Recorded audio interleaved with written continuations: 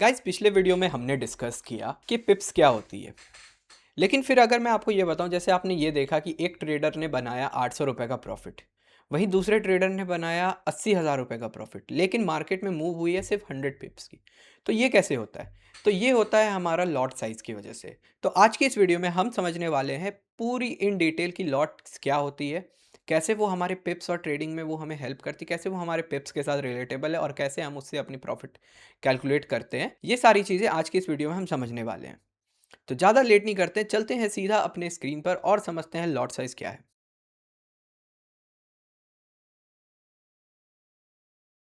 सबसे पहले हम ये देखते हैं कि हमारा लॉट साइज़ आखिर होता क्या है।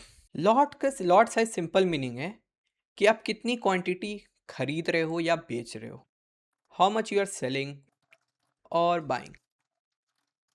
ये जो क्वांटिटी है यही हमारी लॉट साइज़ होती है। अब जैसे आप सब्जी मार्केट में सब्जी लेने जाते हो, कौन सी सब्जी आपने कितनी ली है, तो आप कैसे मेजर करते हो? किलोज में, ग्राम्स में। वैसे ही हम लॉट्स ट्रेडिंग में कितनी क्वांटिटी हम खरीद रहे हैं या बेच रहे हैं वो हम डिसाइड करते हैं लॉट साइज़ की हेल्प से। एंड हमारी लॉट साइज़ को हम अपनी पोजीशन साइज़ भी बोलते हैं।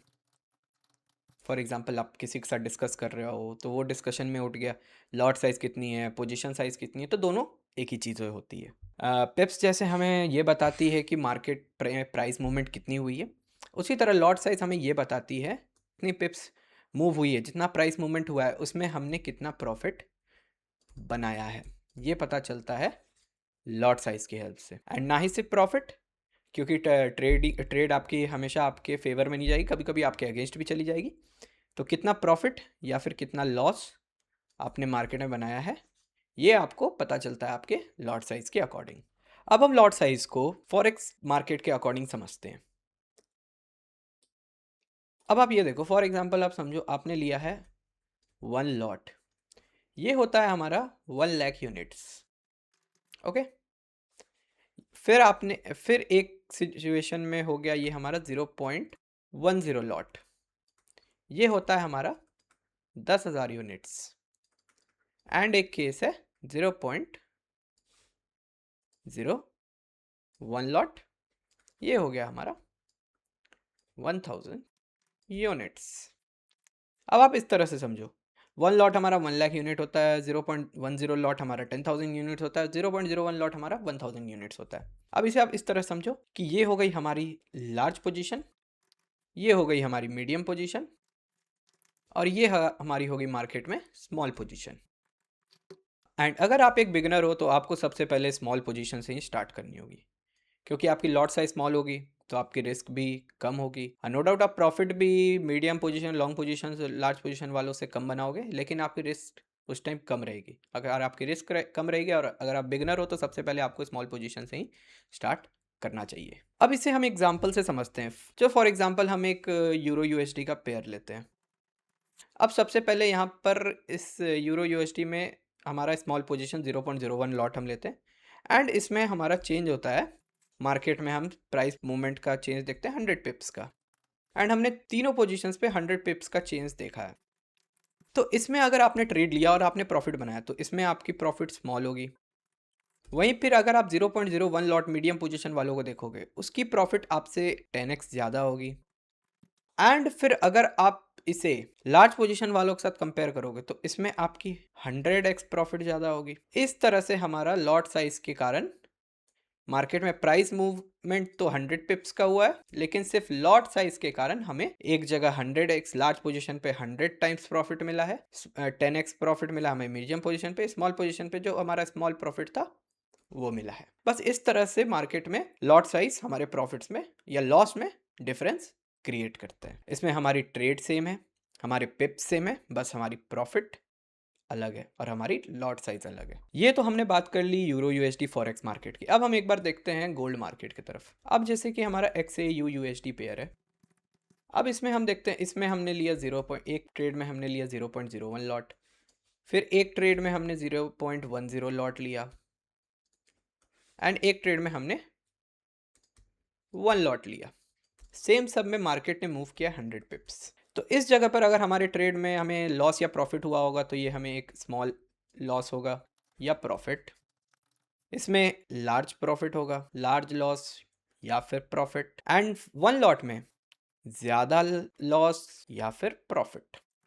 ये इसलिए क्योंकि गोल्ड हाईली वॉलेटाइल होती है, मार्केट में वॉलेटाइल होती है, तो इसलिए इसमें रिस्क भी बहुत ज़्यादा ड्रास्टिकली चेंज दे सकता है हमें, क्योंकि ज़्यादा लॉट साइज हमें गोल्ड में बहुत ज़्यादा रिस्क करने का इशू क्रिएट कर सकता है। तो इस चीज़ का आपको ध्यान रखना है, क्योंकि वॉलेटाइल मार्केट में क्या होता है कि जो कैंडल्स होते हैं वो हाईली हेविली फ्लक्चुएट्स करते हैं, तो इस कारण हमारा रिस्क ड्रास्टिकली बढ़ सकता है।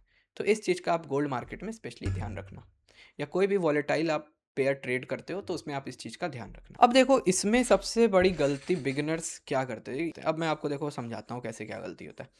फॉर एग्जांपल समझो आप कोई भी एक बिगिनर ट्रेडर है, अब उसने एक ट्रेड ले लिया एंड उसने ये नहीं समझा लॉट साइज पिप्स क्या होती है।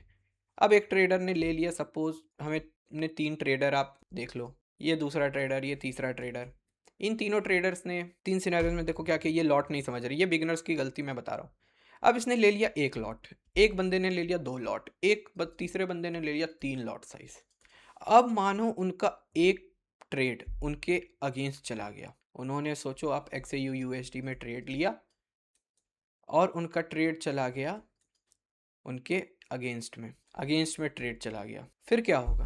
पूरा इनका अकाउंट ब्लो हो गया, एक सिंगल ट्रेड में अकाउंट ब्लो। अब आप ये भी समझो कि ये नहीं समझे कि ये एक लॉट आखिर कितना होता है, इसे ये नहीं पता था 2 लॉट कितना होता है, इसे ये नहीं पता था 3 लॉट कितना होता है।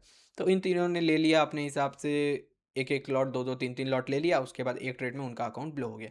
तो ये बहुत बड़ी गलती, अगर आप लॉट नहीं समझोगे तो ये गलती आप भी करोगे, तो इसलिए लॉट समझना बहुत ज़रूरी है। एंड एक बात को आप हमेशा याद रखना कि आपका जो भी लॉट साइज होगा वो आपके रिस्क के अकॉर्डिंग कैलकुलेट होगा, कि आप कितना मार्केट में रिस्क लेना चाहते हो, तो उसके ही अकॉर्डिंग आपका लॉट साइज होगा। ऐसा नहीं होगा कि जब तक आप रिस्क कैलकुलेट नहीं लोगे आप कुछ भी 1 2 3 4 आप लॉट साइज ले लोगे। जी नहीं, एक झटके में आपका एक सिंगल कैंडल आपका पूरा अकाउंट ब्लो कर देगा। तो इसीलिए रिस्क के अकॉर्डिंग ही आपको अपना लॉट साइज लेना है। अब हम ये बात करते हैं कि आप कैसे अपना लॉट साइज चूज़ करोगे। अब आपके पास कैपिटल है, बट आपको ये नहीं पता कि मुझे मेरे कैपिटल के अकॉर्डिंग, रिस्क के अकॉर्डिंग मुझे अपना लॉट साइज़ कितना लेना है। तो सबसे पहले लॉट साइज़ चूज़ करने में हम सबसे पहला चीज़ ये देखते हैं कि हमारे अकाउंट का साइज़ कितना है। उसके बाद हम ये देखेंगे कि हम रिस्क कितना कवर कर सकते हैं, और फिर हम अपने ट्रेड में स्टॉप लॉस कितना लगाएंगे। उसके बाद इन सब चीज़ों के बाद, ये सब चीज़ अगर आप डिसाइड कर लोगे तो उसके बाद फिर आपको पता चलेगा कि आपको अपना लॉट साइज़ कितना लेना है। फॉर एग्जाम्पल आप देखो, आपके पास अकाउंट साइज़ है 10,000 रुपये का, और आप अपने ट्रेड में पर ट्रेड आप रिस्क करना चाहते हो 1%, एंड फिर तो आपका स्टॉप लॉस कितना हो गया? स्टॉप लॉस हो गया आपका 100 रुपीज़। तो आपका लॉट साइज मैच करना चाहिए आपके रिस्क के अकॉर्डिंग। तो इसीलिए सबसे पहले देखो, जितने भी, अगर आपको एक प्रोफेशनल ट्रेडर बनना है तो सबसे पहले आपको अपना रिस्क कैलकुलेट करना है। आपने एक बार अपना रिस्क कैलकुलेट कर लिया, उसके बाद आप फिर तब अपना लॉट साइज कैलकुलेट, ये नहीं कि पहले आप अपना लॉट साइज कैलकुलेट कर लो उसके अकॉर्डिंग फिर अपना रिस्क डिसाइड करोगे। जी नहीं, पहले आप रिस्क कैलकुलेट करो, उसके बाद फिर अपना लॉट साइज उसके अकॉर्डिंगली आप चूज़ करो। अब इसमें कुछ मेन डिफरेंसेस, आपके कुछ पॉइंट्स है जो मैं बता देता हूँ, कैसे एक दूसरे के साथ ये लॉट साइज पिप सब रिलेटेबल है। अब जैसे हमने पिप्स और लॉट डिस्कस कर लिया, पिप हो गया हमारा प्राइस मूवमेंट, लॉट हो गया हमारा पोजीशन साइज, एंड जो हमारा प्रॉफिट हुआ वो होता है हमारा पिप्स जब हम लॉट से मल्टीप्लाई करते हैं। ये दोनों को मल्टीप्लाई करने के बाद तब हमें अपना प्रॉफिट मिलता है। ये बात हम हमेशा याद रखना कि जो लॉट साइज होता है ना, ये चीज़ पिप और प्रॉफिट के बीच का एक ब्रिज होता है। इस पे मोस्टली आपकी प्रॉफिट डिपेंडेबल है, क्योंकि ये वो चीज़ है जो मार्केट मूवमेंट से कैप्चर होता है। ये मार्केट मूव कर रही है, इसमें आपका कोई हाथ नहीं हो सकता। प्रॉफिट में आपका हाथ तभी होगा जब आप अपने लॉट साइज को परफेक्टली चूज करोगे, अपने रिस्क को एक प्रॉपर वे में कैलकुलेट करके। तो इसलिए ये हमेशा लॉट हमारा बन जाता है ब्रिज हमारे पिप और प्रॉफिट का। एंड इसलिए कभी भी आप लॉन्ग लॉट साइज के लिए, लार्ज पोजीशंस के लिए जाओ तो उसके लिए आप पहले ये चेक कर लो कि कहीं मेरा अगर एक ट्रेड मेरे अगेंस्ट गया तो मेरा पूरा अकाउंट ब्लो हो सकता है। तो इस चीज़ का आप ध्यान रखना। आई होप गाइज आपको ये वीडियो समझ में आई होगी। पिछले वीडियो में पिप्स हमने कवर कर लिया, इस वीडियो में हमने पूरे लॉट को अच्छे से कवर कर लिया। इस वीडियो को आप अच्छे से नोट्स बनाओ, प्रैक्टिस करो, रिस्क कैलकुलेट करना सीखो। आई होप आपको ये वीडियो पसंद आई होगी। वीडियो पसंद आई तो वीडियो को लाइक करना, चैनल को सब्सक्राइब करना, बेल आइकन को दबाना नहीं भूलना। ऐसे ही बहुत अच्छे अच्छे वीडियोज़, हेल्पफुल वीडियोज़ मैं आगे और भी लेकर आने वाला हूँ। इस वीडियो को हो सके जितने ज़्यादा से ज़्यादा अपने दोस्तों के साथ शेयर करो, फैमिली वालों के साथ शेयर करो। तब तक मैं मिलता हूँ आपसे अगले वीडियो में एक नए टॉपिक के साथ। और हाँ गाइस, कोई भी अगर आपको डाउट हो तो आप कमेंट में अपने डाउट्स को लिख देना। ठीक है, तब तक मैं मिलता हूँ अगले वीडियो में। तब तक के लिए सी या, बाय बाय।